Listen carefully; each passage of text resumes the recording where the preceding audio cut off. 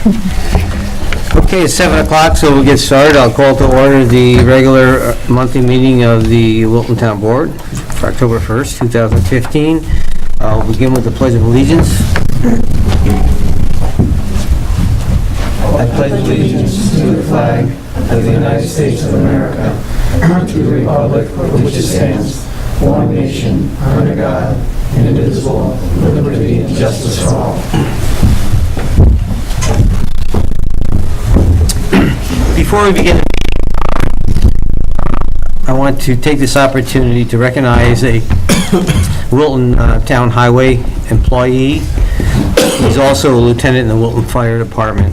I want to recognize him tonight for his efforts in saving a life just recently, actually yesterday. So, Josh Petrie is here, and what happened is Josh was actually working for the town at the time, and the 911 call came in for a gentleman who was in cardiac arrest at the Nove restaurant. Josh stopped his vehicles, stepped in, and with his CPR experience, he provided life-saving CPR on the gentleman until the ambulance arrived and actually saved his life. And Josh is here with us tonight. And I do have a letter from the town board that I'd like to read. I do have it yet. This is from the town board, Josh. We understand that on September 29th, you responded to a 1 Echo medical assist full cardiac arrest call while driving for the town of Wilton on Route 9. You relieved a man not trained in CPR and administered CPR to the gentleman until Wilton EMS arrived to take over. The town board would like to commend you for your quick action that saved this person's life. We are thankful for all our employees that are volunteer firemen, but your actions on September 9th deserve a special thank you. So, Josh, step forward. You did a great job, Josh.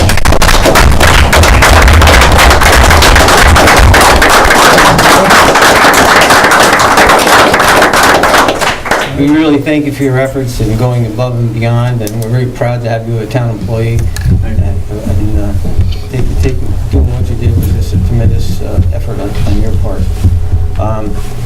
And we will present you with a letter. We're on your personnel file, and again, we're very proud of you, and we're proud of all our volunteer firemen and our EMS people. Bill Morgan is here as chief of Wilton Fire. Josh is chief. And we have Chief Plant here, John McCacken, also volunteer firemen that every day are out there providing great service for the town. So we respect all of you, but tonight, Josh, it's for you. Good night.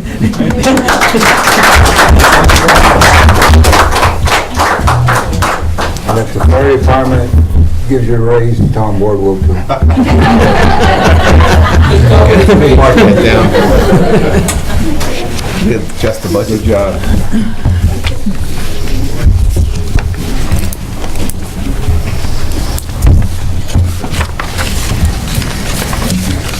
Okay,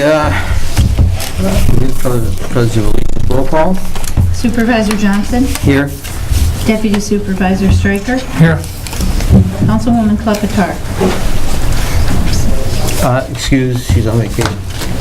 Councilman Lant, Yeah. Councilman McEachran. Here. Kirk, is there anybody signed up down there for public comment? No.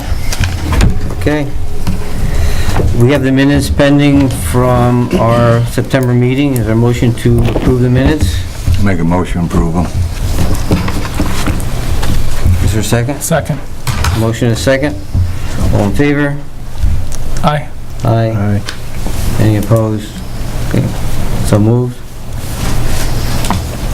Electronic message center sign bid results. Jeff, this is you? Yeah, we received one bid, only one bid, from Saratoga Sign Pros. The bid's in the amount of $29,229. And it meets all the bid specs. I wish we had more, but that's the only one I received. What did we budget for? 25, I think. There was 25, but we have some extra money in that line from another project that, I think it was, we had two projects in that line. We have some money left over, so I have like 30,000 left over right now. but Art's right, we did start with 25. So I have 30. This, if we go ahead and accept this bid, it's gonna eat up all that. We still need to build a base, which we're building in-house. Our buildings and grounds guys are gonna build it. And Mark is estimating it to be somewhere $3,000 to $4,000, just for the materials. Do we kind of signed off a bit the design of the foundation and stuff? Yeah. So Yeah. this is just a Actually, very sign. similar to the Maple Ave design. Maple Ave Fire Department. Do you know who did yours? It wasn't them, but they do great work, and they back it up. Are you happy with the specs? Yeah, they actually just bid it right to the specs, you know, as per the specs, so. Yeah, I make a motion, we move ahead with it, get it done. A second it. Okay, the motion is second to, we're approving that bid, right? Right around the same cost of Okay. damage. Any questions or discussion? All in favor? Aye. Aye. Any Aye. opposed? So moved. Just so you know, I'll probably be coming back with you in a couple of weeks with an email to the town board about what the costs are gonna be to build the actual base of the brick. You mentioned Scott Harrington might be able to do Oh, part we're of it. gonna do it, yeah. Okay. Mark, Yeah. Scott, yeah, we're gonna do it in-house. If we had to go out to bid on something like that, that's probably, 15? I don't know, $10,000, $15,000, so. Mark and Scott said they could do it, so. Good. Okay. It's that time of year again where we, 2016 for the budget. I'm the town's budget officer, and in conjunction with Jeff, we've been working on the budget for the last month or so. So tonight,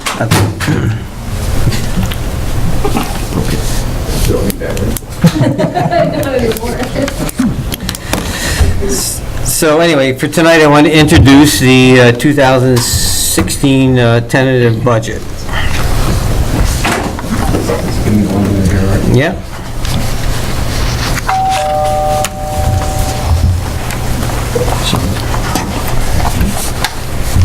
Fire tracker. Fire tracker.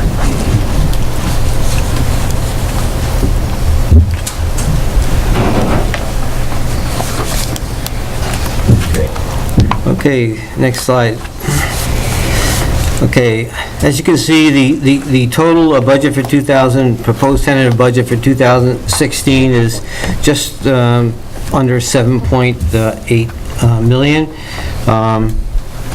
As you can see there, it's a balanced budget. There's no use of any fund balance to make up any differences, and they're also zero to be raised by taxes. Just to go over a few of the tentative key points of the budget. First of all, it's basically flat budget. There are no particular huge capital projects in this budget. Like last year, we had several capital projects, the spray park, or splash park, the maintenance building.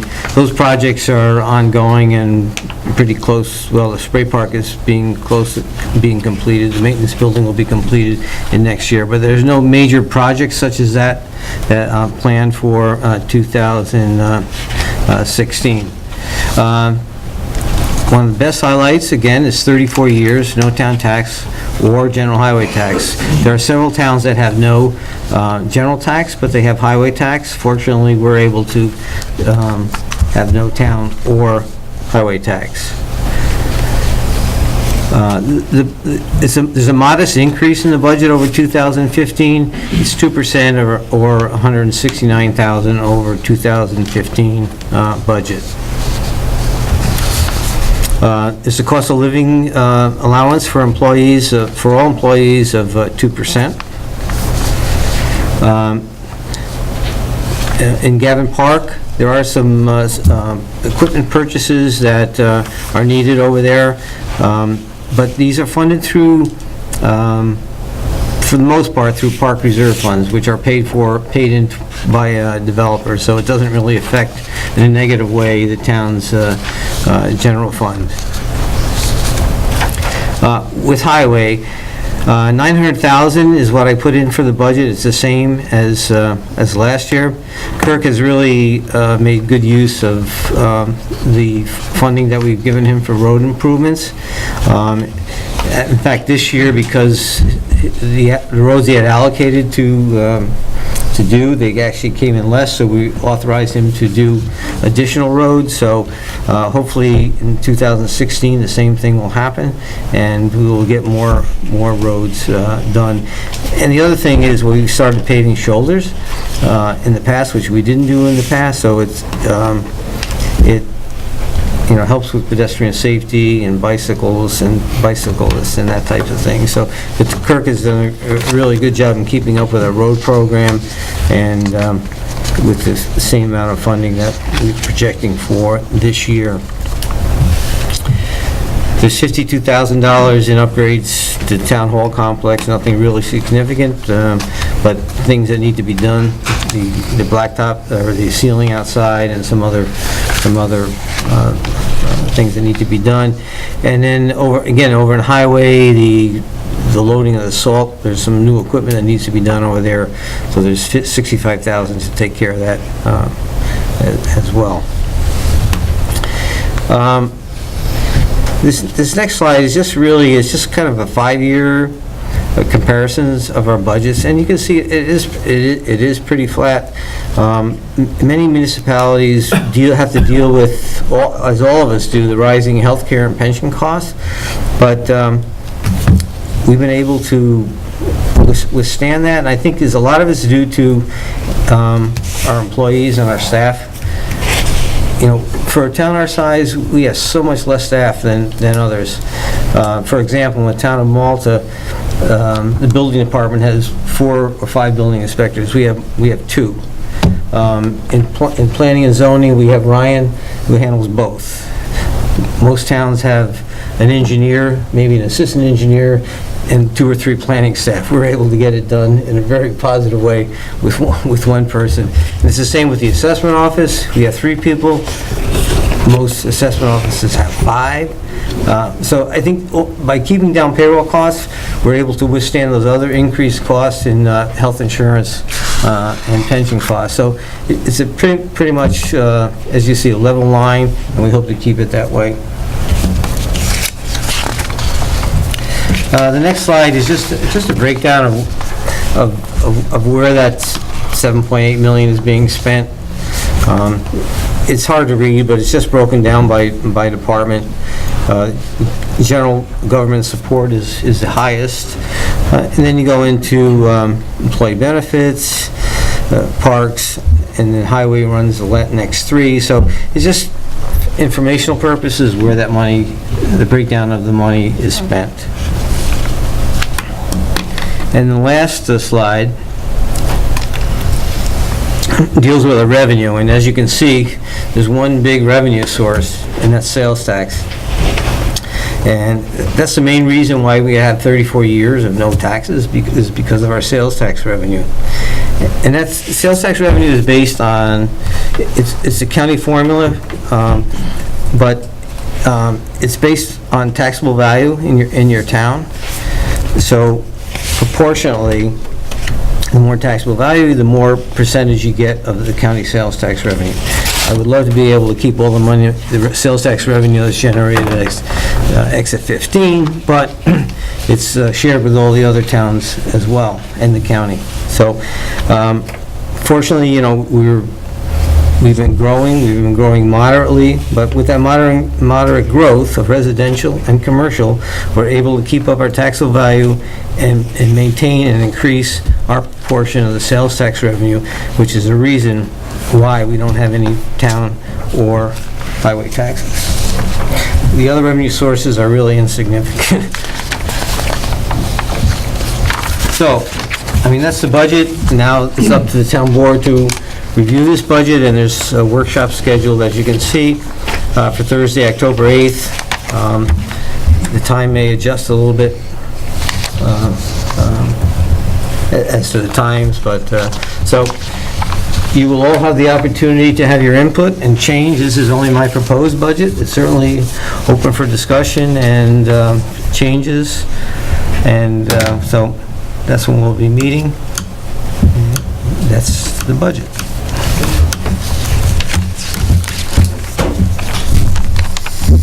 Looks very well done. Good job, Jeff.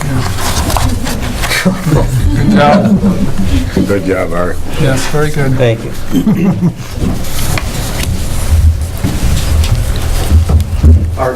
There's two that not all counties disperse all the sales tax back out to their towns. Smaller counties, they keep all the sales tax, right? Oh, yeah. Yeah. Well, usually there's some distribute, most counties do distribute, but not 50%, which Saratoga County does.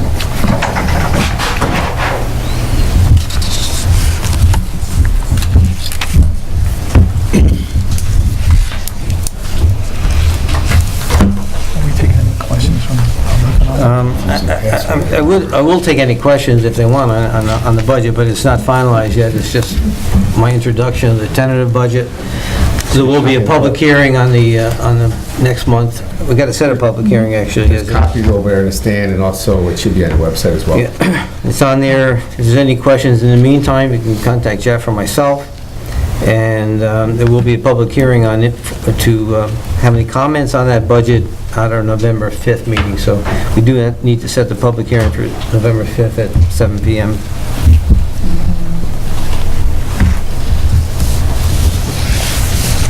Okay, I'll make a motion to set the public hearing for November 5th, the preliminary budget.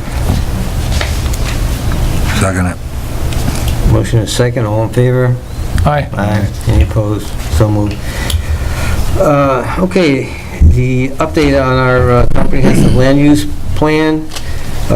This is the next step in the process. Ryan, you want to take that? Or? Okay.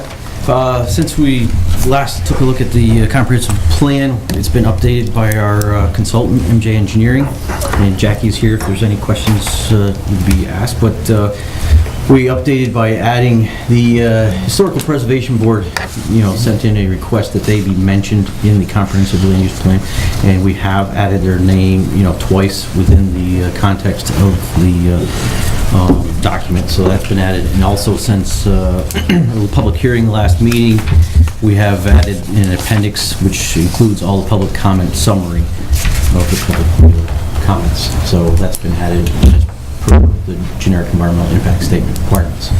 And so we're asking the board tonight to accept the final GEIS document. Doesn't it have some responses to the comments also? Mm-hmm. Yeah. In responses. Right, that's important. Not just the comments, but also responses. Yeah. That's important. The responses identify where those comments are addressed within the document. Correct. Now, one quick question. The generic environmental impact statement, what exactly does that mean? What does it mean? Yeah. Say, what does it need? Mean. It's a creature of state law called the New York State Environmental Quality Review Act. The acronym is SEQRA, SEQRA. Yep. It means that at some point at some time, that in this case what it means is that the town board decided to, let me back up a step. That state statute requires analysis of potential environmental impacts anytime any agency, state or local, is contemplating any decision that could affect the environment. Some might argue that a comprehensive land use plan has no direct effect on the environment, but the prevailing view is that because the comprehensive land use plan sets the stage for development, that it's important that it be reviewed for potentially significant environmental impacts, just like projects are reviewed by our planning board often, and sometimes occasionally by the town board. So when SEQRA review is done, there are a number of possible approaches or results. One is, no, we don't need to look at anything in close detail because there are no significant environmental impacts, and that's what you may have heard referred to as a SEQRA negative declaration. That's a determination that there's no need for an environmental impact statement.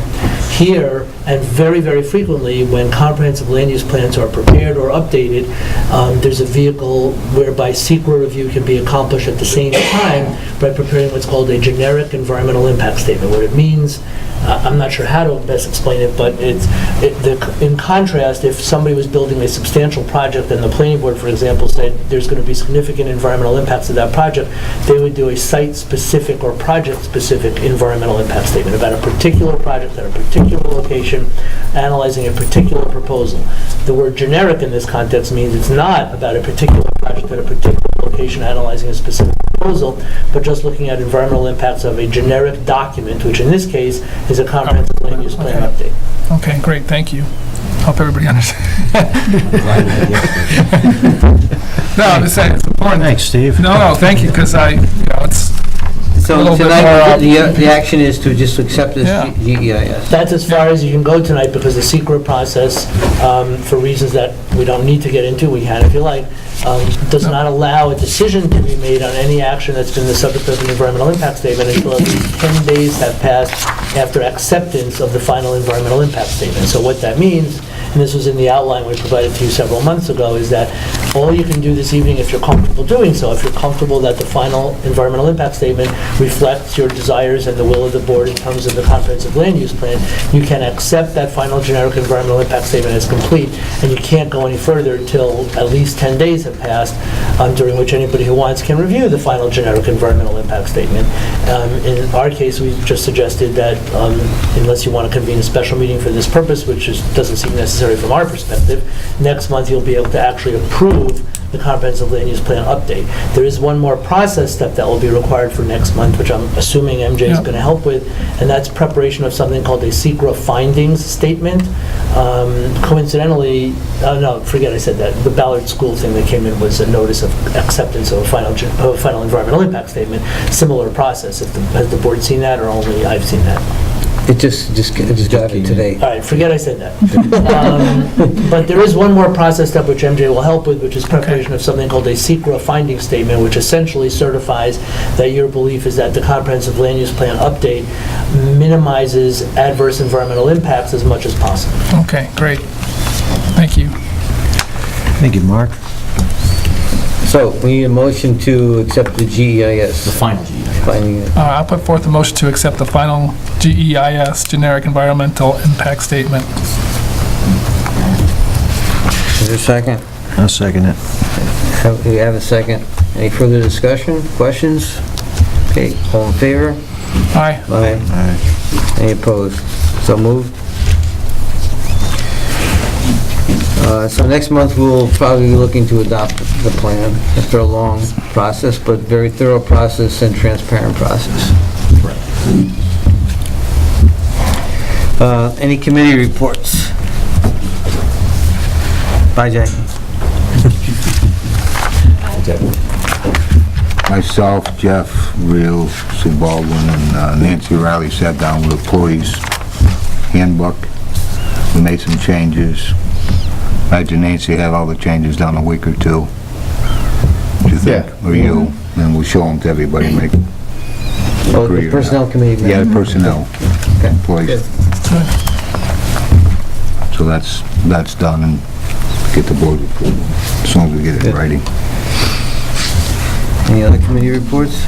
I just want to mention the Wilton Wildlife Nature Preserve is having a fundraiser on October 18th, Wild About Blue, if anybody's interested. It's always a good, it's at Saratoga National. Saratoga National. Nice event.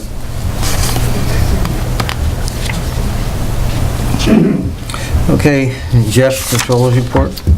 Okay, the first one of the budget amendments that require town board approval. Any questions?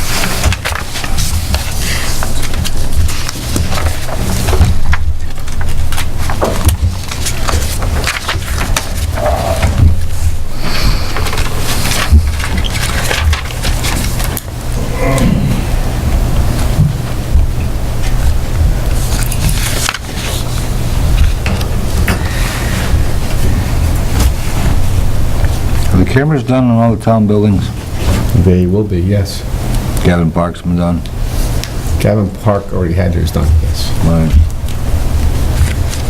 Where are we here? These are for here, Yeah. town complex.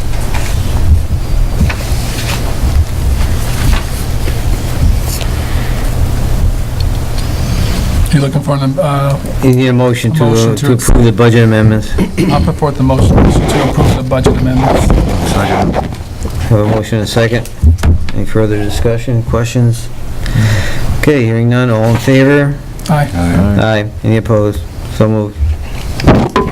Okay, Don Phillips, he's been a long-standing building maintenance employee, part-time, but I think he's with us for close to 10 years. He submitted his letter of resignation, which is effective September 28th. We had a nice little party for him last week. He was a really nice guy, and did a lot of good work here. She did. So, town board should accept his I resignation. make a motion to accept it. Second it. Okay, all in favor? Aye. Aye. Any opposed? Okay, that sort of leads me into the next one here. Now that Don is gone, Mark Mikens is requesting that Jason Strong, who is currently a 7-hour a day employee, be moved up to 8 hours a day. He's not going to be filling Don's position, nor is it in 2016's budget. So he's just looking to increase this guy's hours by 5 hours a week, but he's not going to be filling Don's. Yeah. I'll put forth a motion to increase the hour, Jason Strong's hours from 7 to 8 hours a day. Second it. Motion and a second. All in favor? Aye. Aye. Any opposed? So moved. Okay, the last one has to do with the court's JCAP grant program. This is, we do this every year. The courts filed for this Justice Court Assistance Program as a grant where we're allowed to get up to $30,000 for equipment over in our town court. However, in order to apply for the money, we need to have a town board resolution authorizing the court to apply for it. I make a motion to do it. Second. Okay, with the motion and second. All in favor? Aye. Aye. Aye. Any opposed? Okay. So moved. That's it for me. Is there any other business to come before the board tonight? Mark? Yeah, you asked a few minutes ago about finalizing the Deborah Case transaction. We actually told you what we suggest we need to look at, or we need to receive to review the two transfer documents, the TP 582 and the RP 5217. She should provide to the town for our review. And then we asked the question, which was, do you want to get title insurance for the property to know that we're getting good title, or do you want to do it without that? This is that property, it's a real property over there on Edie Road. Edie Road. It connects, it's a decent piece for us because it connects some other lands, and Mrs. Case has generously offered it to us. She wanted to keep her expenses down as much as possible. These documents, I mean, she got the deeds done and she recorded them like you had asked to be done. Well, that was necessary because she wasn't the record owner of the Right. property. She and someone else were the record owners of the property. So now she's had the property properly transferred to her, so she now has the legal ability to convey the property to us. So we reviewed that proposed deed. What we said to you when we sent back on September 14th was, when we sent that note, that the proposed deed looks fine. So now we need the documents, the transfer documents that go with the proposed deed, which typically the grantor prepares, the person giving the land. And you all need to decide whether you want title insurance to know that you're getting good title. Probably should get title insurance. Probably get title insurance. Can, I don't think it's that expensive. could you prepare the documents? We can if you want. It's not, I mean, it's typically done by grantors, but we can. Yeah, if you could do it. She paid for the other recording fees and things that, on the deed transfer, so. We should get it to protect the residents in the Yeah. town.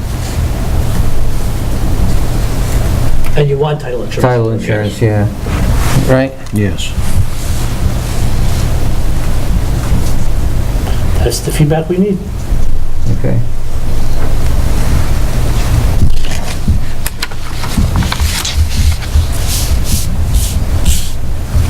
Anything else? Any other business?